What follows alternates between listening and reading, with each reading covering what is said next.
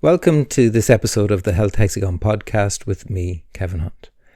If this is your first time listening to the podcast, it's no harm for us to do a little micro recap of what the Health Hexagon is all about and the philosophy or framework of this podcast, if you will, which is one of buckets and hexagons. So life is a game. The rules are simple. We've got finite capacity but infinite demands. Playing that game, however, we all know that's a bit more complicated. So think of your capacity like a bucket. It's got finite space. And your life is juggling the various demands that are going to fill and empty that bucket. Now, from time to time, we're all going to exceed our capacity and we will overflow. Our bucket will overflow. And the consequences of this can be pain flare-ups, feeling overwhelmed, nihilism, burnout, among other things. But there is a way to navigate that game, to drain the bucket and minimize those flare-ups, to optimize your performance, well-being and your longevity for you and your 85-year-old self. And this is the framework of the Health Hexagon, how to play that game. There are 6 elements that govern how quickly that bucket is going to fill and empty, and the consequences that come with the choices that we make. The 6 elements are sleep, diet, physical load, cognitive load, emotional load, and the spiritual offloading. And this podcast is about exploring this framework, so we can bit by bit take a few unnecessary drops out of the bucket, and that might give us a bit more capacity to play the game of life. And that's what I want to talk about today, which is how to play the game, and what game are you playing? I want you to consider, what is it the game you are playing? Now, in my work as a physio, over almost 30 years now, I've had the privilege of working across multiple sectors. I've worked in hospitals, worked in private practice, worked in professional sport, industry, education to a degree, and across all of that time, dealing with people in those industries, you get to observe a few things. You get to observe everybody's playing their own game. Everybody is trying to manage their bucket, trying to manage their hexagon, whether they realize it or not. Now, in my clinical practice, I have the privilege of living and working in a place that has people who are playing different games in different spheres. And I kind of see these as everybody's on their own little bubble. So where I work, we can have people who are, for instance, in the academic bubble. We have people who are in the business bubble, maybe that's entrepreneurship, or people who are working for large multinational organizations, so they're in the corporate bubble. We have people who are in the medical bubble. We see lots of people who are themselves within healthcare, doctors, surgeons, all the likes, who are coming into us with their persistent pain problems to manage their health and well-being. We have people who are in the professional sports bubble, entertainment bubble, and the likes. And across all of that, as a physio dealing with people, we can see how people get consumed by the bubble they are in.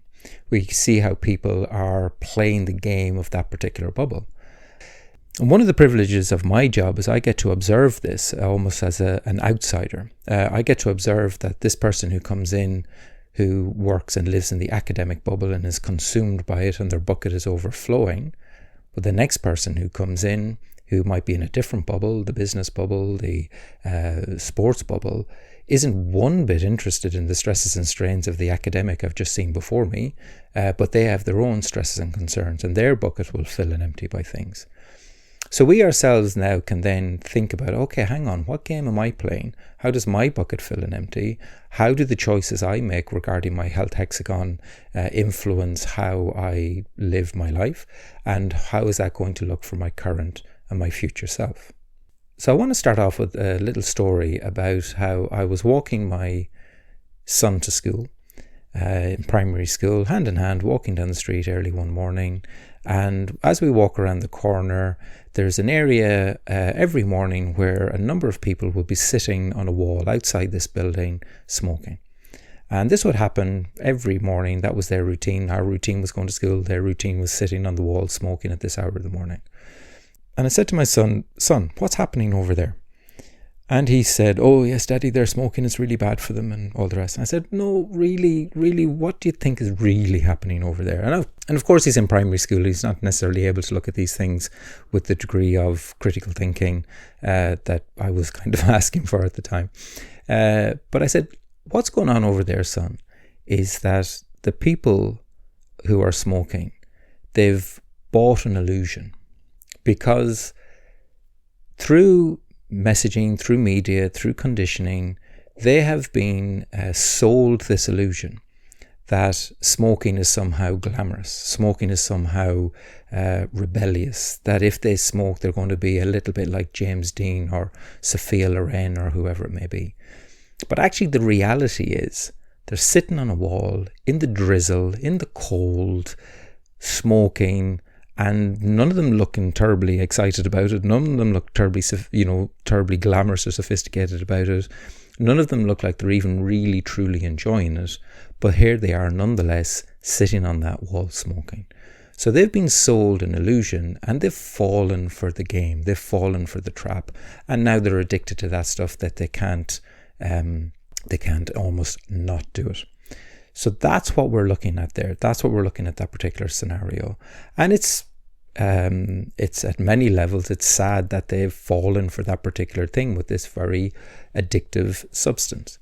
But it's no different to all the other games and all the other illusions that we fall for ourselves. We get conditioned all the time with messaging that this is the thing that's going to make you happy. This is the thing that's going to fulfill you. This is the thing that is normal, so to speak. And that kind of takes us to that concept of the myth of normal. The myth of normal, that it is normal to live on ultra-processed food because we're surrounded by it. That it's normal to get consumed by the work you're doing, get consumed by the bubble you're in. So when I think about some of, for instance, the academics who come in to see me, and these are often wonderful, bright, clever people doing incredible work that is extraordinary in many ways. But their life can be consumed by having to get a publication in a journal. And they may be measured in themselves, potentially, by how many publications they get, whether they get a publication in this journal or that journal or whatever it may be. And in reality, the next person who walks into me couldn't care less about that journal that person is published in, but the individual who is looking to be published in that particular journal is consumed by it. It is keeping them awake at night. It is forcing them to sit at their desks for hours on end. They are having to slave over the minutiae of that particular article or piece of research that they're doing. They are feeling potentially judged by their colleagues. Will they get published? Will they not get published? Their sense of self is wrapped up in all of this. A huge number of things are happening within that bubble for that person. And that is the game they find themselves playing. The game being, I've got to get published. I've got to get cited in so many papers to feel like I belong in this job I'm in this institution I'm in, and that is the game I am playing. And that may be very well and good. I have no problems with that whatsoever. But how are you playing that game in a way that is sustainable? Are you playing that game in a way that doesn't mean your bucket overflows, that you are coming into me as a physio with persistent headache, persistent back pain, because you are not looking after all of the elements of your hexagon? Are you looking after your sleep? Are you looking after your diet? Are you engaging with your physical self? Are you getting the sweet spots of emotional loads? Are you getting the sweet spots of cognitive load? Not being underwhelmed, not being overwhelmed. And have you got that space for the spiritual offloading that goes, you know what, let's put this all into context. It is a game. We've got finite time. We've got infinite distraction. And although I might get consumed from time to time by, it is so important that I make that quarterly figure in my business, that I get that publication in my academic journal, that I win that race in my sport, that I get that gig as an entertainer or whatever it is. Can I do these things while balancing everything else out around me? Now that's tricky. This is the complexities of the game of life, because everything is a duality. It's good and it's bad, it's easy and it's hard, it's rewarding and it's frustrating. But we have to consider ourselves. What game are you playing? What bubble are you in? And what is the myth of normal that you've got caught up in? And as a physio in my job, I can observe all that and go, you're surrounded by this myth of normal that in your industry, in your sector, in your culture of the industry or organization you're in, this is normal behavior. But to me, potentially standing outside of that, observing, it's not healthy behavior. It's not sustainable behavior. It's not good for your well-being, for your current and your future self. So maybe start to consider, oh, hang on a second. The myth of normal that I find myself wrapped up in, is it really sustainable? Is it good for me? How is it going to help my bucket and my hexagon for my current and my future self? So the next thing we now need to ask ourselves, if we get this sense of, okay, so I've got finite time, I've got infinite distractions, I'm in a particular bubble. Hopefully that's a bubble that you've chosen because you are passionate about it.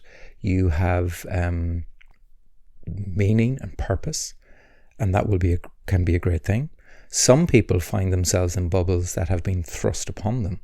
It's not uncommon, for example, that I'll see lots of medics who are doctors because there was a good path for them to follow, potentially by their parents.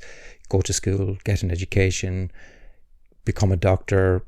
As a parent, they feel they've succeeded in giving their child a wonderful upbringing and a wonderful path to follow. But that person never really had their heart or passion in it. But now they find themselves in that bubble. And of course, that can become a very stressful or difficult place to be. But let's consider, okay, we have our bucket, we have our capacity, we have the bubble we're in, we are surrounded by the myth of normal. Have we been sold an illusion? This bubble that I'm in, I thought it would look like this. I thought it would look, glamorous and sophisticated, but it turns out I'm sitting on a wall in the drizzle, in the rain, smoking. Is that really the illusion that I was sold? Or is that truly the game that I want to play? We then want to think about, within the culture we're in, within the bucket we have, within the game we are playing, are these rules, steadfast rules, or are they really conventions? Do I have to play this game this way? Could I not play this game a slightly different way? Could I play the game to my own rules and my own behaviors? Because it's your life and it's your choice. And you get one life and you get one opportunity with infinite demands, finite time. So you've got to choose, how do I play that game? So ask yourself that question. Are these steadfast rules, or are they really conventions? For some reason, I end up seeing a lot of restaurateurs, people who have their own restaurants. And it's often a very, very classic cycle. These are people who may have become passionate about food. They may have found themselves working in the food industry. They eventually decided that they wanted to do it for themselves. They went about being passionate about their career, eventually opened up their own restaurant, worked really, really hard, built a business, then discovered that they were now dealing with staff and customers, and there was so many other elements of this gig, if you will, that was beyond food, that they now find themselves painted into a corner of a stressful life, that their bucket is filling up, and lo and behold, they're coming in to me for persistent back pain, persistent neck pain, and the likes. And we have conversations around this. What game are you playing? What is the myth of normal? What are your expectations versus reality? And then I will often say at some point, what's your plan? What is your plan exactly? Now that you've got to this place where you're running this beast of a restaurant that wasn't quite exactly how you envisaged it going forward, wasn't quite the illusion, if you will, that you are signing up for. What's your plan now? And very commonly, it's often a case where they will say, I'm just going to work as hard as I can for 7 years, and I'm going to make as much money as I can, and then I'm going to retire. And you go, okay, well, what does that look like exactly? Oh, I don't know, I'll retire, I'll just go on holidays and I'll bask in the sun somewhere and drink pina coladas or something. And you kind of go, that's not really a sustainable idea. That's not really a long-term plan. That's a holiday, and they get boring after a while. They get boring very, very, very quickly. But when you're caught up in it, when you're in the when you're in the intensity of all that, it's very hard to see beyond that next phase. You just want to change, or you're exhausted by it, you're overwhelmed, you're burned out, you're feeling nihilistic, and you're having your pain flare up with your back pain that just won't settle down, and that's why you're into potentially some physio to get that addressed or helped. So then we start to talk about it and go, okay, well, You find yourself in this restaurant game. You find yourself getting consumed by it. You feel this obligation to be open 7 days a week. Your name is on the door. You're the one people want to see. You're the one that they expect there is going to prepare their meal for them, or whatever it may be. So you feel this intensity, this pressure to be there all the time. And you kind of feel that maybe I've got 7 years I can do this, but after that I'm out of here, I'm done. But what I try and do is try and help people go, we need to consider the bigger picture here. We need to consider the long-term game of your bucket, of your hexagon, for your health and well-being going forward. And we have conversations around base of, well, you've got that 7-year plan, but why do you have to sprint to the finish line? Why do you have to work 7 days a week, every day, 7 days a week for 7 years? 7 seems to be the number. I don't know why, but it's a common number that seems to come up in these scenarios. But you have another alternative. What would it look like if you closed the restaurant 1 day a week, 2 days a week? What would it look like if you did that and you, for instance, went to the gym a couple of times a week, or you took a hobby up that was outside of your work bubble? What would it look like if you spent some time with friends, or you got on your bike and went for some cycles in the countryside? What would it look like if you shut the restaurant down for a month when actually, generally speaking, business is quite slow, and went away and travelled?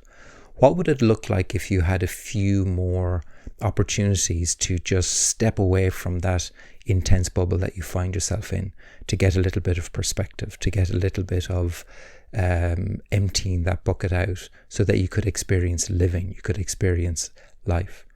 And what if you did that for 15 years rather than sprint to the finish line for 7? What if you did something a little bit more sustainable for 15 years? And that way, at the end of that 15 years, you'd probably be healthier, you'd probably be fitter, you'd probably have a little bit more balance, you probably would have a hobby, you probably would have a little bit of perspective on things, and maybe, just maybe, you might even enjoy running the restaurant a little bit more. And very often the pushback on that will be, but I can't, I run a restaurant, I'm open 7 days a week, it's all on me, I have to do these things. It's like, well, it's a choice. Is it a rule that you must be at the restaurant 7 days a week and you alone and only? Or is it a convention? Well, I could. You have a choice to make. You could step away. It's your life. It's your choice. It's your restaurant. And one of the things I like when I walk around the city I'm in and I see restaurants that are closed of people I know who I've worked with over the years, I really enjoy that. I really like to see that, because that means they're managing their bucket, they're managing their hexagon, they're living life, the finite life that they have, and they've made decisions. This bubble I'm in, the myth of normal, the conventions or the rules, they're deciding to do it for themselves. They're deciding, you know what, I'm going to try and balance my hexagon and my bucket. I've got a business, I'm going to run the business, but I'm going to engineer that I can close 1 or 2 days a week, or I can close for a few weeks in the quietest time of the year. And maybe I can manage my hexagon, maybe I can manage my bucket. And that is living, which is going to be good for your current and your future self. So what I ask you to think about from listening to this podcast is, what are the games you play? What is the game you play? How does it look? Are you caught up in that bubble where you're consumed by it because that's the game you are playing? But the myth of what's normal in that world, is it actually sustainable? And is it good for your health and well-being going forward? Or do you have some choices you can make about how you play the game? Are these steadfast, hard rules that are ironclad into a contract that you must be stuck to your desk from 9 to 5? Or do you have some autonomy over your decisions? Do you have some flexibility over your decisions? Do you have some ability to go, no, I can get the work done, but I can also go for a walk and go to the gym and do whatever I might need to do to manage my hexagon? It's always a choice, and the choice is yours to make, because you have finite time, and yes, we appreciate you've got infinite demands or distractions, and they can feel overwhelming. They can feel that they're things that you don't have within your control. But just ask yourself, what is the game I play? How am I playing that game? And are you finding yourself sitting on the proverbial wall in the rain, in the drizzle, and that's not quite what you signed up for? And how do you then go about changing or addressing that? So hopefully this episode of the Health Hexagon podcast has got you thinking about how you fill and empty that bucket, a little bit about the 6 elements of your health hexagon and how they need to be played off against each other. And above all, with this particular episode, what is the game I'm playing and how am I playing that game? Hopefully that's been of help, gets you thinking. We'll check in again, discuss more about the Health Hexagon. If you've enjoyed this, please like it, share it, tell somebody about it. Go back and listen to previous episodes if you want to explore some elements of the Health Hexagon that we have talked about before. And if you want to learn more about pain pathways and how they operate and how all of this links to health well-being and pain management, then check out Pain the Ultimate Mentor, a book I've written, which explores the Health Hexagon in much more scientific and biological detail. Thanks for listening. Hope to check in soon.